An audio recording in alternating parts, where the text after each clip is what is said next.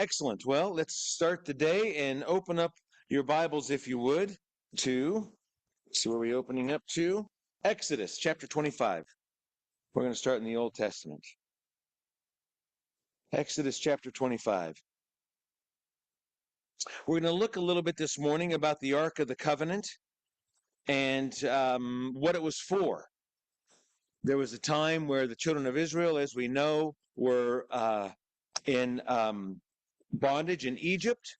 They got there because there was a famine in the land, and Joseph had been sold to slaves and ended up in Egypt. And then God worked things miraculously to save his people, Abraham's seed, Isaac and Jacob, and they were called to go into Egypt to be where the food was, where the planning was, because Joseph had taken the time to listen to God's word. And when he listened to God's word, he wasn't shy about sharing that with Pharaoh, obviously the king of the land in Egypt. And when he shared that with him, God worked in Pharaoh's heart and said, listen to this man Joseph. And so Pharaoh appointed Joseph as the overseer, if you would, of the great 7 years of plenty and then the 7 years of famine, and they were to gather the grain. And as they were there in Egypt, and great things happened and miraculous things happened, the children of Israel grew. And their population multiplied. The Lord blessed them abundantly. And after about 400 years or so in Egypt, throughout that time, the Egyptians realized that, these people, they may have started out as friendly and God-fearing people, but now they're more than we are. They're going to, they could turn on us in a sense, so they made them slaves. And finally, God sent Moses to deliver them out of the land of Egypt into slavery. And so something that started out to be a real blessing turned into a bad situation. But God's plan had his hand on the whole situation. Moses came and delivered them, followed God's word. We know they came across the Red Sea, and now they're in the wilderness, the promised land God said that he was going to give to Abraham. And so he said to the children of Israel, go into the promised land. And when you go into the promised land, this land is yours. I have promised it to you and to your seed and to your children. And as many as the stars are in the heaven or the sand on the sea, they can't be numbered, will be my children, my descendants. But this is the land I've given you, the promised land that flows with milk and honey. Well, as we know, and I'm kind of condensing this quickly for the sake of time. Craig said I've got a short talk, so I'm going to condense it all to the Reader's Digest version. No, just so the idea is they're in the promised land and they're out there, they're working, trying to take it, and then the spies sent out to see what the land was going to be like, and 10 of the spies says, no way, man, we can't. These people, there's many people out there, we can't overtake them. Now, they'd just seen all the miracles and all the glory. They've just seen all the workings that God could do. Nothing was impossible. And yet they saw these people out there and they said, we can't overcome them. We're just not enough. And it was their lack of faith. But 2 of them said, yes, we can. Let's go. Let's go with God. But they didn't. They listened to the 10 and they stayed wandering in the wilderness for 40 years. Well, God was always wanting to be a part of their life. And God was wanting to show them that there's nothing impossible that was in front of them, that looked impossible, that he couldn't get them through.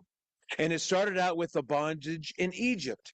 If somebody would have come to them and said, okay, let's make a revolt within us. We know we're gather our people together and let's make a revolt against the Egyptians and get out of here. They would have said, are you kidding? These people are too strong. We can't. They've got the swords and the shields and the chariots and the horses, and we're but slaves. But God said, I'm going to send a man. And Moses came on the scene. And God worked the miracles. It wasn't the people. It wasn't Moses that worked the miracles. It wasn't Aaron, but it was God, because God said, Moses, you are my chosen. Talk to the people. Talk to Pharaoh. Encourage the people and let Pharaoh know. And Moses did. And it wasn't anything that Moses accomplished by doing the miracles. He just followed God's plan. And so as we see through the Old Testament that God was always willing and wanting to work miracles in his chosen people's lives. But he said, look, you must follow. You must do the walking, and I will do the miracles. You must do the following, and I will work out the impossible. When they came to the Red Sea, as they left Egypt, they came to the Red Sea, and they had this obstacle in their way, the Red Sea. And they had the Egyptians, the soldiers behind them coming in. They should have been slaughtered. But God stepped in and said, no, he put a pillar of fire between the soldiers and between the children of Israel. And he says, stay back to the soldiers. And they couldn't get through because it was God's miracles. And God said to Moses, walk through this Red Sea on dry ground. And Moses said, are you sure? Right? And he was telling the people, this is what we're going to do. Follow me. And they're like, are you sure? Natural man can doubt. And we do because we're natural and we're not perfect. Jesus never doubted. As he was on the earth and he was walking and he heard the story of his friend Lazarus that was dead, he didn't doubt. He told his disciples, look, Lazarus is sick. He's died. He's sleeping. And they're like, oh, well, if he's sleeping, he's okay. And Jesus said, what's wrong with you guys, man? He's dead, right? Don't you understand? And they're, oh, no, he's dead. This is trouble. And Jesus was frustrated because Jesus believed that God could do incredible miracles, and he was going to. And he was frustrated because natural man couldn't grasp that because we're natural man. Fortunately, God knows that, and so he makes a way for us. And he gives us the Holy Spirit because of the crucifixion. But we're going to look at an aspect in the Old Testament where when the children of Israel came out of Egypt and they're wandering in the wilderness, God told Moses and Aaron, look, I want you to tell the people that I'm real, I'm alive, and I can do miracles. So I want you to build this ark of the covenant. And I will be in the ark. And I want you to build this tabernacle so you can come and serve me. And God said that I will show you where we're going to go. So we'll travel for a little bit and we'll stop. We'll travel and we'll stop. And I'm going to be a pillar of fire and a pillar of cloud. Cloud by day and fire by night. So you can see me and so you can follow. So natural man can see there's something happening. And he says, where you see this pillar of fire or the pillar of cloud by day and by night, if you see it stopped in one spot, that's where we're going to stay. And this Ark of the Covenant is going to be staying there and the tent around it. And I'm in the Ark and I'm with you. And so we're going to look a little bit about the Ark of the Covenant today. Exodus chapter 25. Hopefully you're there. Exodus chapter 25. And we'll start in verse 10. And Moses is now, God is talking to Moses, and God's telling Moses in verse 10, and they shall make an ark of shittim wood. 2 cubits and a half shall be the length, and a cubit and a half breadth thereof, and a cubit and a half the height. So it'll be a box, right? It's roughly, it's about 3 feet by 18 inches by 18 inches, roughly. And in verse 11, and thou shalt overlay it with pure gold, within and without shalt thou overlay it, and thou shalt make upon it a crown of gold round about, and thou shalt cast 4 rings of gold for it, and put them in the 4 corners thereof, and 2 rings shall be on the one side, and 2 rings on the other side. So this gives the description of what the Ark of the Covenant looks like. These are the plans on how to build it. So there's this rectangular box, in a sense, overlaid with gold. So there'll be gold sort of encompassing the wood. And then on 2 sides, there's gold rings, 2 on this side and 2 on that side. And he says, and thou shalt, in verse 13, and thou shalt make staves of shittim wood and overlay them with gold. And thou shalt put the staves into the rings by the sides of the ark, that the ark may be borne with them. So he says, when you're going to move the ark from place to place, you don't sort of pick it up and put it on your shoulder and carry it around, but you've got these staves, or this staff of this shittim wood that's long enough to go through the rings on one side and the rings on the other side, so four people can carry it. One, two, three, four, pick it up and carry it. So he's given this description. In verse 15, the staves shall be in the rings of the ark, they shall not be taken from it. So you leave them there all the time. So you don't take them out to prop up one side of the tent if it's raining and sort of caving in a little bit, right? You leave them. And it says in verse 16, and thou shalt put into the ark the testimony which I shall give thee. And in verse 17, he says, and thou shalt make a mercy seat of pure gold. 2 cubits and a half shall be the length thereof, and 1 cubit and a half the breadth thereof. And thou shalt make 2 cherubims of gold of beaten work. Thou shalt make them in the 2 ends of the mercy seat. And make one of the cherub on one end, and the other cherub on the other end of the mercy seat. And you shall make the cherubims of the 2 ends thereof. And the cherubims shall stretch forth their wings on high, covering the mercy seat with their wings. With their faces shall look one to another toward the mercy seat shall the faces of the cherubims be. And so I don't want to get too far into detail of how it was made, but so you get a kind of a picture, right? There's this rectangular box, 1.5 feet long and 3 feet long and 1.5 feet tall and wide, overlaid with gold. And there's the rings and the staves, or the sticks in the sides. And then on the top, the covers, this mercy seat. And there's 2 angels, cherubim sort of thing, with wings. And so they're at each end of the top of the box, sort of looking at each other. And their wings are coming around to where they're kind of facing each other, right? And so it's pretty elaborate. I mean, it would have been a beautiful, beautiful thing. In verse 21, and thou shalt put the mercy seat above upon the ark, and in the ark thou shalt put the testimony that I shall give thee. So he's saying he's going to put this testimony inside the ark, where this lid called the mercy seat will sit on top. And he says the testimony. And a quick digression, does anybody know what was in the Ark of the Covenant? There were 3 things: the 10 Commandments, the manna, and Aaron's rod that budded. Very good. Excellent. All right. You've passed your Sunday school for the day. Give each one of you a star or a donut afterwards. Or else. Anyways, so in verse 22, so these things, the testimony, and what is that testimony? The Ark of the Covenant held the 10 Commandments, the testimony that God came down face to face and wrote on these tablets for Moses. The manna that God provided for the children of Israel in the wilderness. The testimony that God said, I am with Aaron, not just anybody. When other people were saying, well, maybe God's speaking to us too, and there was an uprising. And so God said, okay, you guys that think that you're all, in the connection, you all take your sticks and put them, and then the one that buds, this just a stick, the one that blooms or blossoms or buds, that's whom I choose. And Aaron, his rod was the one that budded. And so God, again, showing, I am working with you people. Listen, follow. And he's saying, I want to. I'm working miracles with you.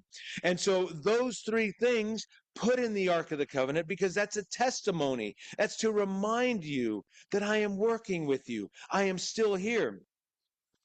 And in verse 22, he says, and there I will meet with thee, and I will commune with thee from above the mercy seat, from between the 2 cherubims, which are upon the ark of the testimony of all things, which I will give thee in commandment unto the children of Israel. So this Ark of the Covenant was important. It was for the people to see that's where God will meet with us and commune with us. And Aaron would go in, or the high priest would go in, and the children of Israel would come and offer sacrifice. But the Ark of the Covenant was an important thing in the children of Israel's lives, because it reminded them that, yes, God is real, and he is working in our lives, and he has done these things for us. Let's go to Joshua chapter 3, please. Joshua, just a few books along. Joshua chapter 3.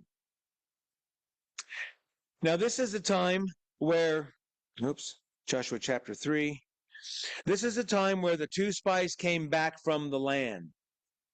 The children of Israel are wandering in the wilderness, and God said, look, over there is the promised land. And the 12 spies came back and said, no, it's too big, too much, we can't do it. So then they said, we're not going. So they wandered in the wilderness for 40 years. After the 40 years, Moses has died now. Aaron has died. Joshua is taking over. And God's speaking to Joshua, and he says, now I'm going to take you into the promised land. And he says, great, let's go.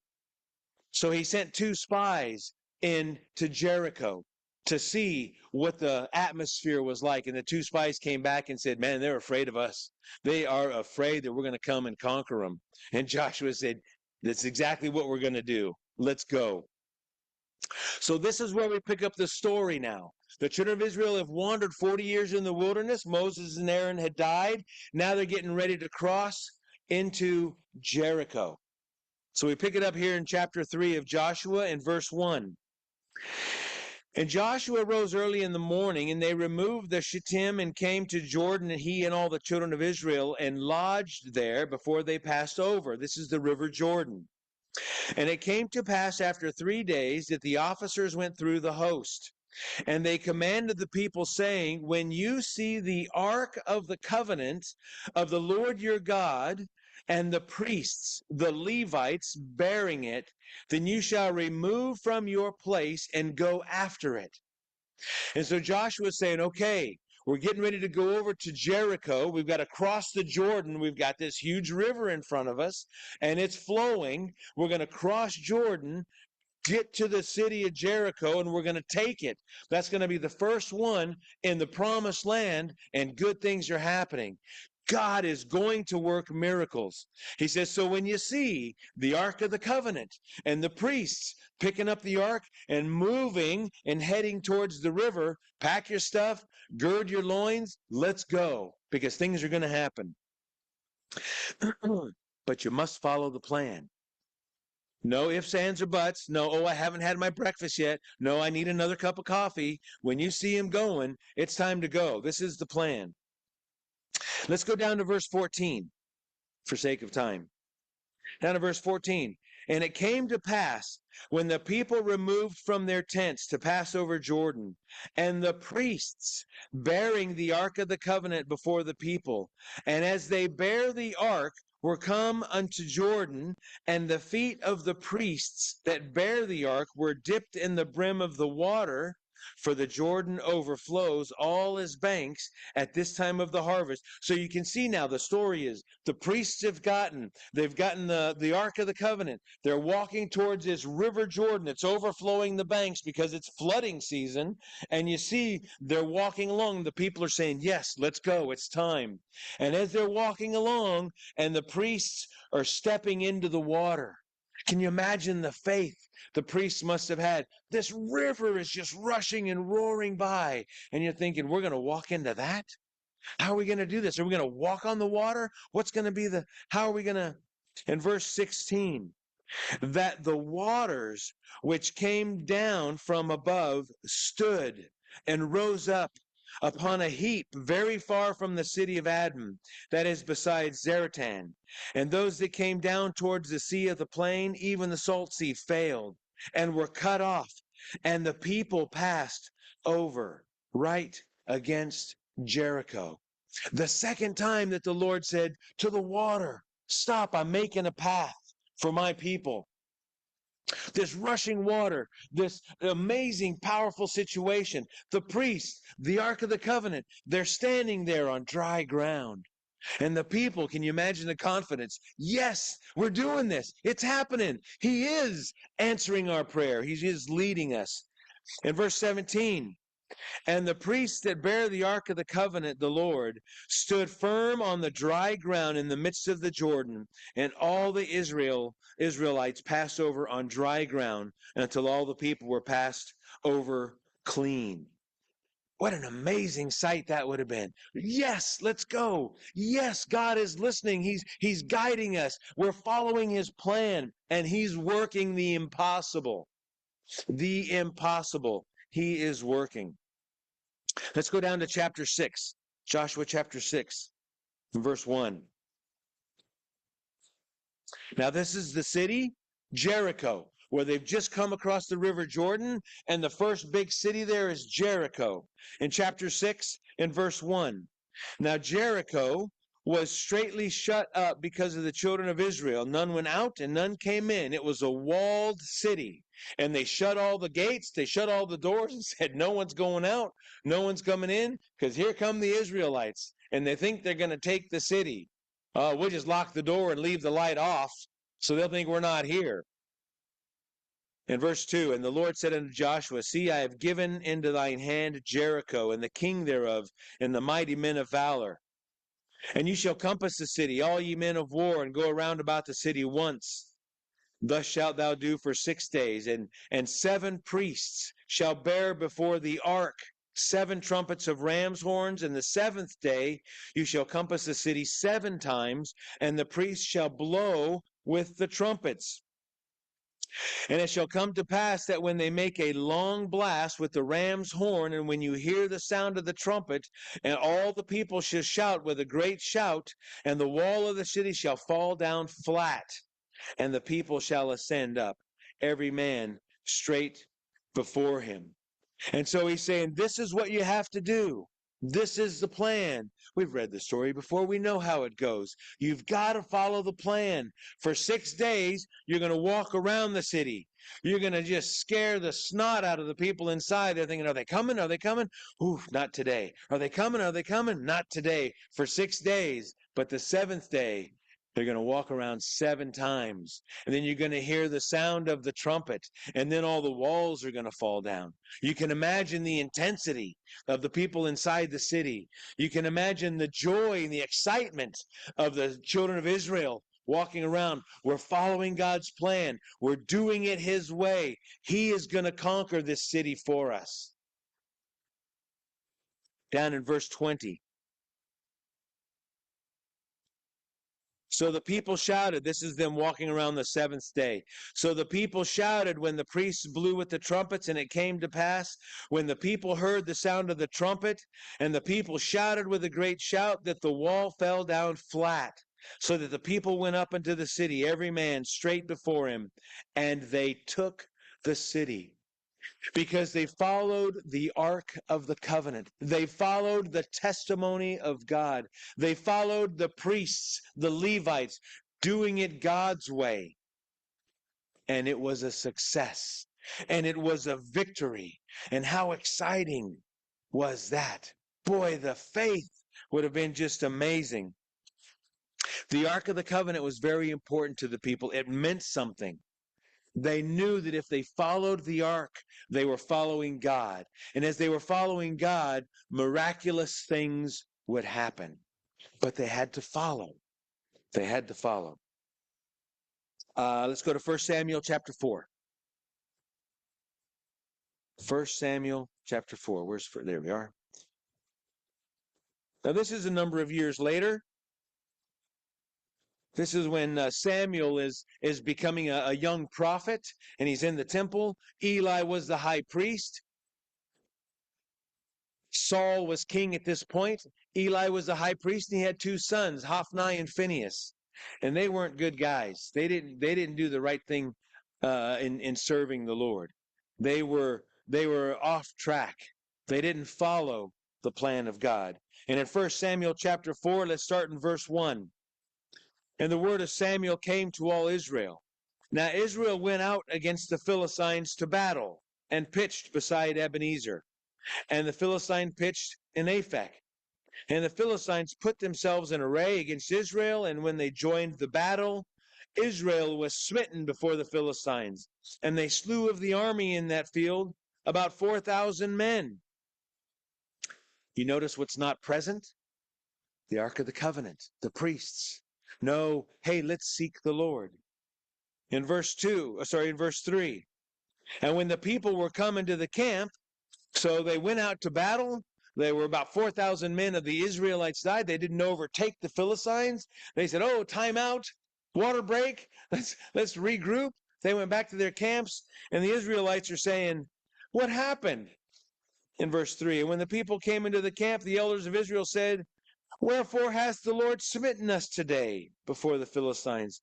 Let us fetch the ark of the covenant of the Lord out of Shiloh unto us, that when it comes among us, it may save us out of the hand of our enemies. So the people went to Shiloh, that they might bring from thence the ark of the covenant of the Lord of hosts, which dwelt between the cherubims. And the two sons of Eli, Hophni and Phinehas, were there with the ark of the covenant of God. Now at this point, Hophni and Phinehas, they were the sons of the high priest, and they were in the duty of the temple, but they were not following the plan of God. They were not a good testimony. They were not doing the right thing. And so the plan here is, if you're not doing the right thing in God's family, you can't expect to get the blessing. If you're making the wrong choices, if God says turn to the right, there is great blessing, you can't say, no, the left looks better, I'm going to go there and get the blessings, because that's not where the blessings of the Lord are. Let's go down to verse 10. And the Philistines fought with Israel, and Israel was smitten. And they fled every man into his tent, and there was a great slaughter. For there fell of Israel 30,000 footmen. And the ark of God was taken, and the two sons of Eli, Hophni and Phinehas, were slain. And so we see that judgment was made upon Hophni and Phinehas. Judgment from God. You're doing the wrong thing, you're going to get yourself in trouble. And so the Philistines, they took the Ark of the Covenant because the people fled. They were being beaten, and they dropped. They were afraid. They left the Ark of the Covenant and said, flee for your life. Maybe they were slain. Maybe they were killed holding the Ark. Who knows? But the Ark was left behind. And so the Philistines took it. Down in chapter 5. We're in 1 Samuel chapter 5. We'll start in verse 1. And the Philistines took the ark of God and brought it from Ebenezer unto Ashdod. So you can think, wow, the Philistines, yes, we've got their God now. We've captured their God, this Ark of the Covenant. Let's take it and put it in let's keep it with our treasures. So in verse 2, when the Philistines took the ark of God, and they brought it into the house of Dagon, their god, and set it by Dagon, and when they of Ashdod rose early on the morrow, behold, Dagon was fallen upon his face to the earth before the ark of the Lord. And so they take this ark, our great treasure, let's put it in with our God, and just to show how great our God is, they put it in the same room. They woke up in the morning, and their God had fallen on its face in front of the Ark of the Covenant. And they're like, oh, what happened? There must have been an earthquake. Maybe something happened. And in verse 3, and we read that. And Dagon was fallen, about halfway through, Dagon was fallen upon his face to the earth before the ark of the Lord. And they took Dagon and set him in his place again. Oh, he must have fallen over here. Let's set him back up. And when they arose early on the morrow morning, behold, Dagon was fallen upon his face to the ground before the ark of the Lord, and the head of Dagon and both the palms of his hands were cut off upon the threshold. Only the stump of Dagon was left. Oh my goodness. Poor Dagon didn't have a chance standing before the powerful, the creator of all heavens and earth, the one true God. This statue could not even stand. What a testimony of God. What a testimony was the ark of the Lord. Down in verse 11, let's skip down to verse 11. So they sent and gathered together all the lords of the Philistines and said, send away the ark of God of Israel, and let it go again to his own place, that it slay us not and our people. For there was a deadly destruction throughout all the city. The hand of God was very heavy there. And the men that died not were smitten with emeralds, and the cry of the city went up to heaven. Hemorrhoids, that is, they were smitten with hemorrhoids. And so you can imagine the people saying, what kind of God is this? Get him out of here. Let's shoo him away. What are we going to do? So they called the elders And in verse 1 of chapter 6, we'll keep reading there. And the ark of the Lord was in the country of the Philistine 7 months. You can imagine the pain and the discomfort of a false God, people that serve a false God, when they're not following the plan of God and they're in the presence of the one true God, they are not at peace. They are not comforted. And sometimes our testimony, as the testimony is in the Ark of the Covenant, now we have been filled with God's Holy Spirit. And the testimony that we have when we're talking to people at work, at school, our neighbors, etc., sometimes it can be a little, ooh, this is uncomfortable. These people seem to be serving a God, and how come I feel like I'm not as clean as they are? How come I want what they have? They are at peace and I'm not. What's going on here? How come I'm following the God of this world? They don't know that, right? But they're following the God of this world and there's discomfort. But with us, there is peace. The God of peace is who we have. Just like Ed in his testimony and with the the realtor. No, we're not going to do that. That's not the right thing. The realtor might have thought, "Oh, no, just pay the money. Don't worry about it. It's not my money. It's your money. Just pay it." She might have thought, "Oh, this is an uncomfortable situation. I've got to go back to the realtor and tell them, no, we're not going to. Oh, that's a little uncomfortable." Yet there's Ed and Tammy thinking, "The Lord's got it. Praise the Lord. We're at peace." Right? It's the testimony that we have because of the Holy Spirit, that born again experience that we have, that the world sees and they feel a little uncomfortable about it.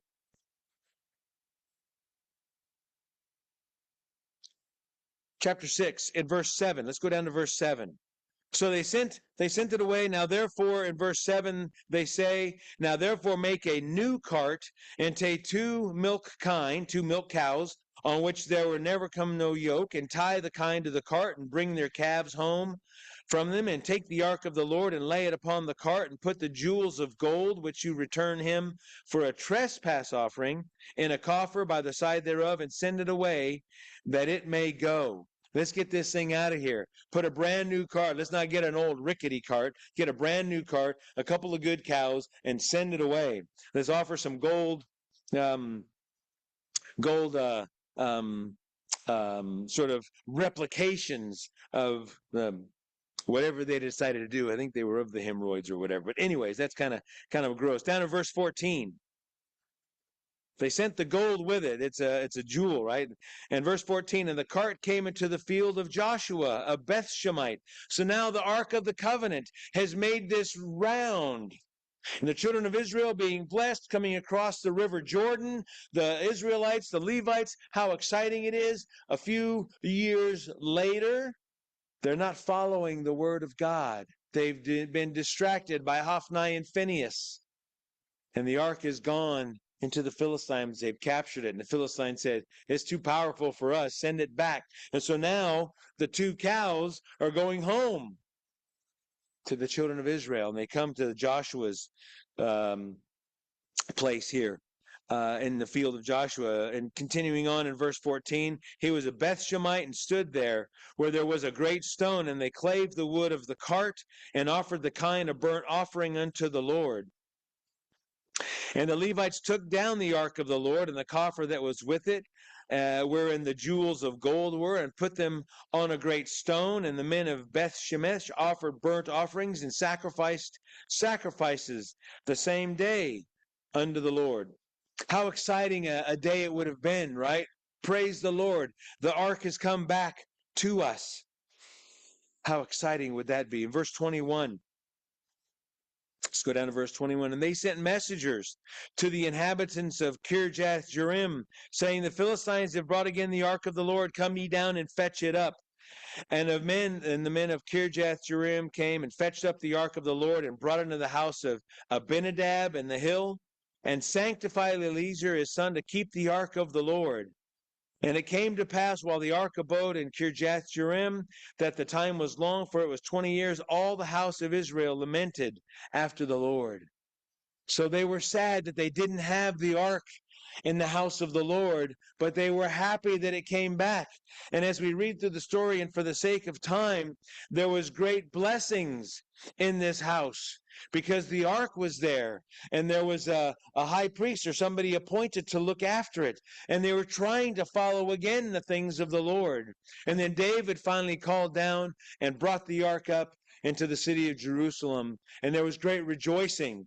But it all starts with following the plan and committing to follow the plan, no matter how outlandish it seems. What? You're going to take the ark and walk across that raging river? That just does not seem possible. And yet they followed. They committed. The priests had to commit to put their foot in the water. And once they took that step, it's just like we said earlier, God wants us to do the walking. Just walk forward with me. Walk the path. I'll work the miracles. You just walk the path. Let's go to John chapter 3. We'll go there because this is where it all starts for us. John chapter 3. This is Jesus now on the scene. He's coming along and he says, I need you to walk the path. If you want to be blessed, if you want to be in the blessings of the Lord, you must walk the path. And in verse 1, there was a man of the Pharisees named Nicodemus, a ruler of the Jews. The same night came to Jesus and said unto him, Rabbi, we know thou art a teacher come from God, for no man can do these miracles that thou do, except God be with him. We know you're the ark of the covenant, and the testimony of God is in you, because as you go out and do these miraculous things happen. And Jesus said in verse 3, you must be, verily, verily, I say unto thee, except a man be born again, he cannot see the kingdom of God. And Nicodemus says, man, I don't understand what you're talking about. Can I enter in the second time into my mother's womb and be born? And Jesus said in verse 5, verily, verily, I say unto thee, except a man be born of water and of the Spirit, he cannot enter the kingdom of God. You've got to walk this path. You must be born again. You must repent and get baptized by water, full immersion, receiving the Holy Spirit, speaking in tongues. This is what happened on the day of Pentecost in Acts chapter 2. As you do the walking, my Father does the miracles. You take the steps. You take this commitment, and my Father will do the miracles. Being born again, that's where it all starts. Couple quick verses to finish on Proverbs chapter 16. Proverbs chapter 16 and in verse 9. One verse here. That's what God asks us to do. Just walk his path. Follow his son. In Proverbs chapter 16, one verse, verse 9, it says, a man's heart devises his way, but the Lord directs his steps. A man's mind, Amplified says, a man's mind plans his way. And we do plan. We do plan to retire. We do plan to buy a house. We do plan to buy a car. We do plan to go to school. We do plan to live our life and be a testimony in this life and to do the will of God. But it says here that the Lord directs his steps. So as we plan, we may plan to go up here and there's a junction. We're going to go to the left. And the Lord says, no, I want you to go to the right. So we go to the right and there's blessings. We go to school. We take these classes. We take this school. We, whatever the case may be, we buy this house. We buy this car. We take this job. Whatever we live in life to do, we pray about it. We want to do these things. We plan, and God will direct us. And let's go to Psalms chapter 73. In Psalms chapter 73. Two last quick verses here. Verse 24. As we follow God's plan, as we follow in the steps that he devises or he directs us in Psalm chapter 73 and verse 24, thou shalt guide me with thy counsel, and afterward receive me to glory. As we follow in the guidance and in the path that God asks us to go, not devising our own way like Hophni and Phinehas, but as we pray about things and God guides us in a direction and we're receiving the blessings, we're receiving the testimony of God because we've had this born again experience, we rejoice and God receives us to glory on that day he returns. God shows us his glory by blessing us with abundance so that we can be a testimony. One last verse here, Psalm 37.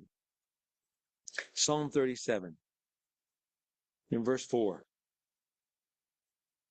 So in this life, he does want us to plan our life out. I mean, he doesn't want us just to sit at home and say, okay, hey, Lord, I'm waiting here for where are your blessings? You know, have people call me up and say, hey, we want you to be the CEO of our company. Well, wait a minute. I've never been to school. I've never done, we can't expect things. We must do the walking. God will do the blessing. Psalm chapter 37 and verse 4, 37:4. Delight thyself also in the Lord. That word delight means be pliable. Be pliable to what God wants. We may say, Lord, I need a car. I need a car to get around. I'd like a Mercedes. I'd like a turbo. I'd like a motorcycle. And God says, well, here you go. Let me send you a Pinto.